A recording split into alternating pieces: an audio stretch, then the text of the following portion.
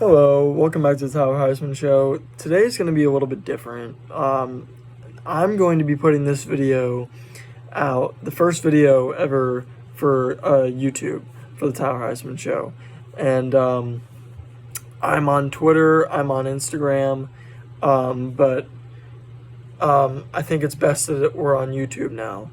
And I think this could be big. I think it could grow more.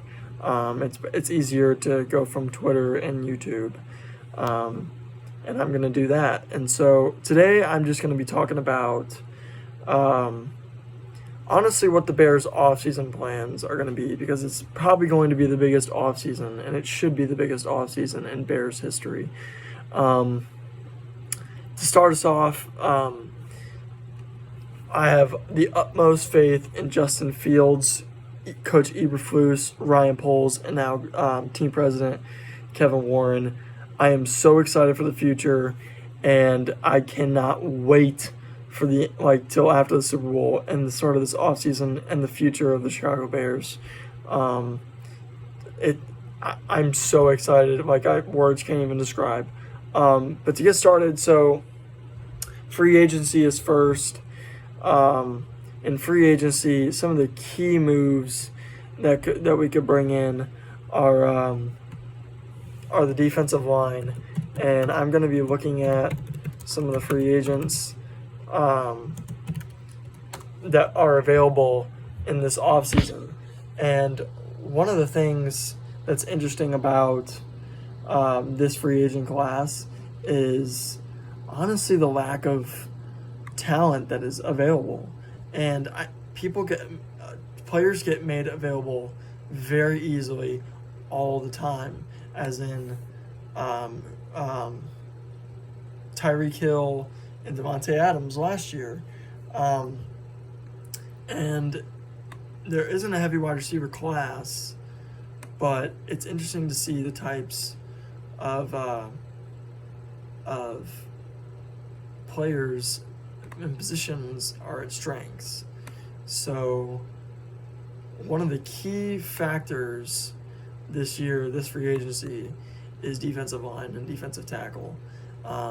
Some of the players available are Fletcher Cox, Javon Hargrave, Dalvin Tomlinson.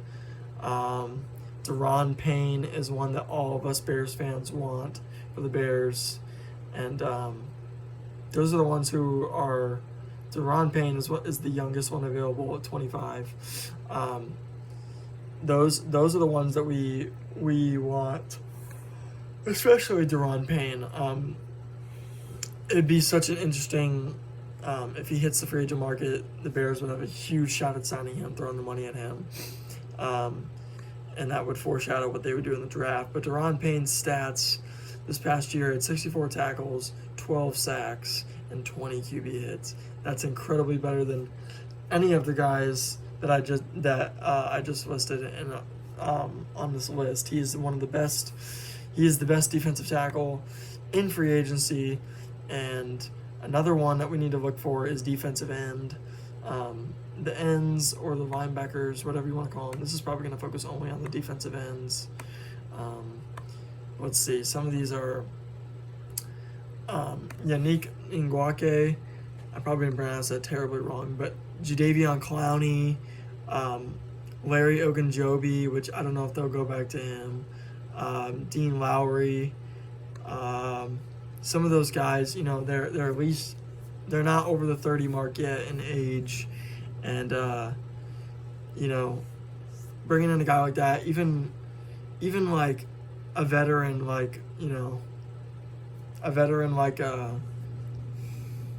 it's tough. Some of these guys, you don't want to throw big money at them, but guys like Marcus Davenport are going to be available.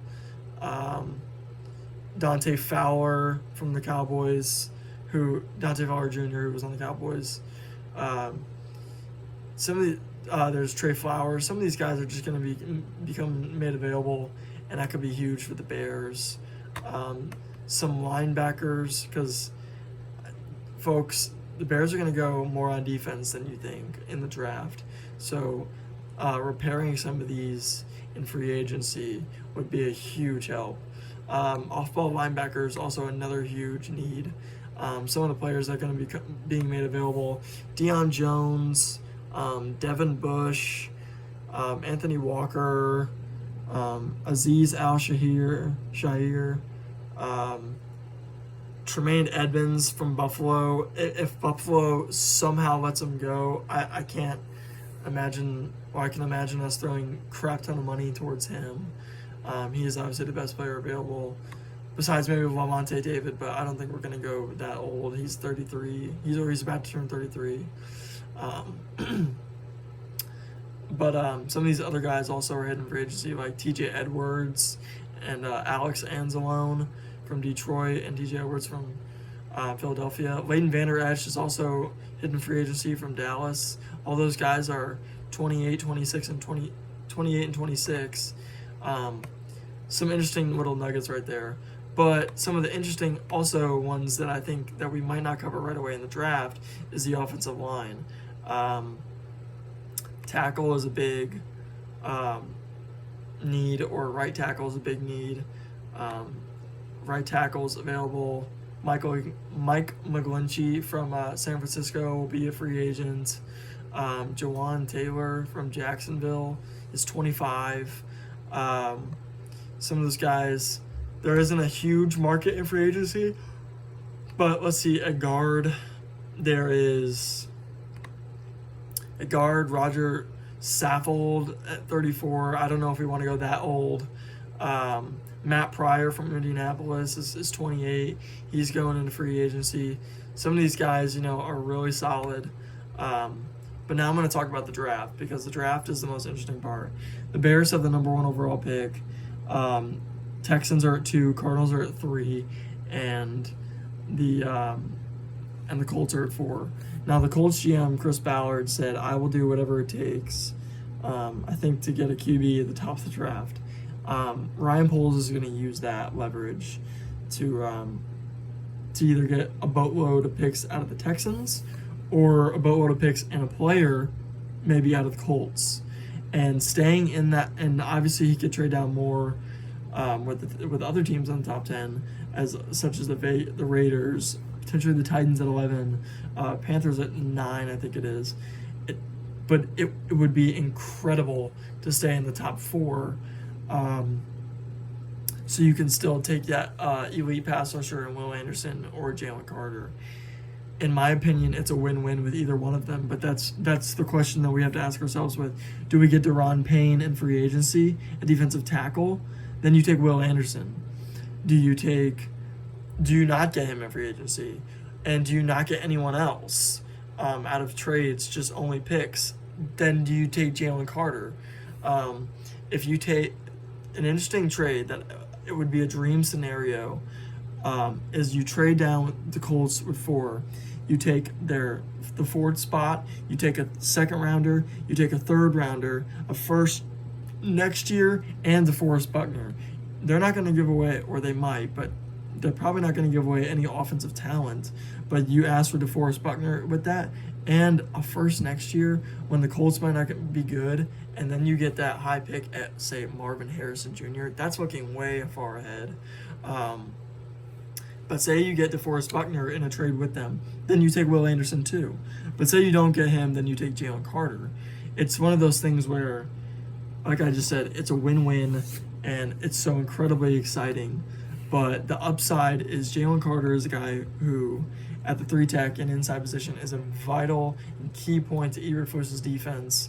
And you are able to, he draws double teams. And this is, by the way, if you take Jalen Carter, you do still need help around the edges, and you need to sign some pass rushers in free agency, or in the later rounds of the draft, go for guys, as in maybe even the 2nd round, such as B.J. Ojulari from LSU, Nolan Smith from Georgia. Tyree Wilson's probably not going to fall that far at Texas Tech. Miles Murphy is probably going to go in the top 10 too. Brian Breesy also probably going to go in the top 10. But there's so many edge rushers available, even if they don't go Will Anderson and take Jalen Carter.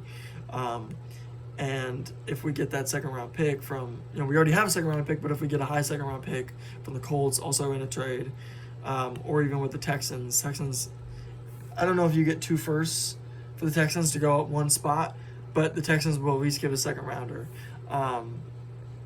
So there's so many possibilities, and it's incredible what they're going to do. The Bears can also go wide receiver in the second round if they get a second round pick, an extra one. And reports have been coming out that the wide receiver class isn't that strong, and which it isn't, and that the interest in wide receivers isn't maybe going to be that high because of it. So if a guy like Jackson Smith and Jigba from Ohio State, Justin Fields guy from college, falls enough that the Bears can somehow just even trade up a few spots to get him, that's a must for Justin Fields and that Bears offense. It does wonders, just as Jamar Chase for Joe Burrow, Tua with Jalen Waddle, Jalen Hurts with Devontae Smith. It does wonders for these quarterbacks in a leap year. It would be amazing. You know, the best draft available is probably signing, or the best offseason available, or best offseason looking forward would be Commanders let Deron Payne go to free agency. Bears throw a boatload of money at him. Takes off, or you sign him for a long time. He's 25, because he's something. He's talented. He's something else.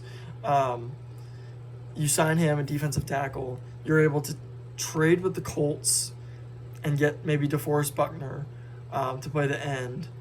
And then you draft Will Anderson at 4, and you've got your D-line. Holy crap, that D-line of Deron Payne, DeForest Buckner, Will Anderson, and then Trevis Gibson and Dominic Robinson over here. Holy crap, that D-line. And then, not to mention the second-round picks where maybe you could get, holy crap, Jackson Smith and Jigba, and then an offensive tackle or guard with your other second-round pick. And Poles loves to keep trading down anyway. So Poles could probably turn 8 or 9 picks into over 10 picks, just like he did last year. He turned 5 picks into 11 picks. He has a lot of needs to fill, and they're not going to all get filled. But it is such a possibility and availability that we could be looking at the same Jacksonville leap from number 1 overall pick to playoffs next year. It's super exciting. You could be looking at a potential team offense of Justin Fields, potentially David Montgomery back. You know, we have to sign him back, but there's free agent running backs available, but you have Khalil Herbert. Then you have Darnell Mooney, Chase Claypool, Jackson Smith, and Jigba. And the wide receiver class, too, is pretty talented. Any one of those guys, even some of the young guys, are very talented. But grabbing JSN for Fields would do wonders for him. And they should go all for that if he falls even somewhat into the second round at all. Cole Kmet, another breakout year coming in 2023. A pretty revamped O-line, or at least with more experience O-line. Mustafer's finally gone, thank the heavens. And then the D-line, like I said, you already had Will Anderson, Deron Payne, DeForest Buckner, and then Trevis Gibson and Dominic Robinson. You got Jack Sanborn, and there's guys. Now, there's so many options, like I said, in the second round. That second round pick that we already had from the Steelers, not the one that we could probably grab in a trade with the Colts or Texans or whoever. Because if we could trade that one, the one that we got from the Colts or Texans to get Jackson Smith and Jigba, and then use our pick that we already have already in the second round to draft maybe a guy like Jack Campbell or Henry To'oTo'o from Alabama, or you know, some of these, there's are really talented, talented middle linebackers from in this draft to play off-ball linebackers in this Eberflus defense. And then the secondary is already pretty darn talented.